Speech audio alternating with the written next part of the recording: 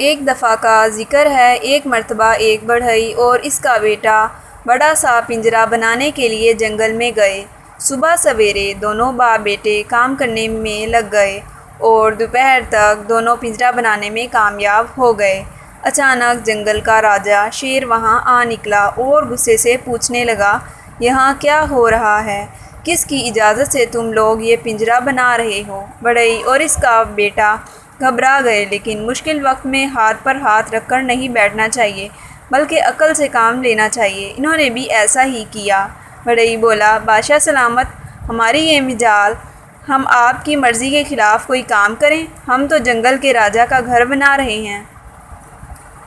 سوچا کہ پہلے کام ختم کر لیں پھر آپ کو بلائیں گے۔ بس پھر کیا تھا؟ شیر بولا، اچھا تو یہ بات ہے۔ بڑھئی بولا، مہاراج آپ پنجرے میں داخل ہو کر دیکھیے۔ شیر نے آؤ دیکھا نہ تاؤ اور پنجرے میں داخل ہو گیا۔ بڑھئی کے بیٹے نے جلدی سے کنڈی لگا دی اور پھر بڑھئی نے اپنے بیٹے سے کہا کہ جلدی سے گرم پانی لے آؤ۔ لڑکا جلدی سے پانی گرم کر کے لے آیا اور پنجرے میں بند شیر کے اوپر ڈال دیا۔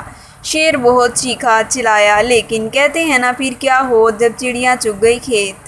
اس کے بعد انہوں نے پنجرے کا دروازہ کھول دیا۔ شیر جنگل کی طرف بھاگا۔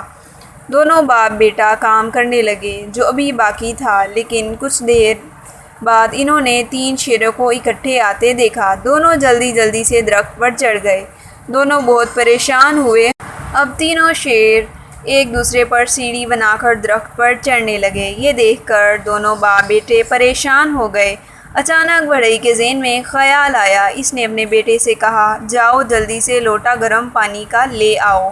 جب جلے ہوئے شیر نے یہ سنا تو اس نے فوراً جنگل کی راہ لی اور چنا کہ سب سے نیچے تھا، اس لیے وہ نیچے سے بھاگا تو تسلسل ٹوٹ گیا۔ سب نیچے گرے اور جنگل میں بھاگ گئے۔ دونوں باپ بیٹے بہت ہنسے اور اپنا کام ختم کیا اور چلے گئے۔ اس کہانی سے ہمیں سبق ملتا ہے، آپ نے اگر مشکل وقت میں ڈرنے، چیخنے، چلانے کی بجائے عقل سے کام لیں تو بڑے سے بڑا خطرہ بھی ٹل جاتا ہے۔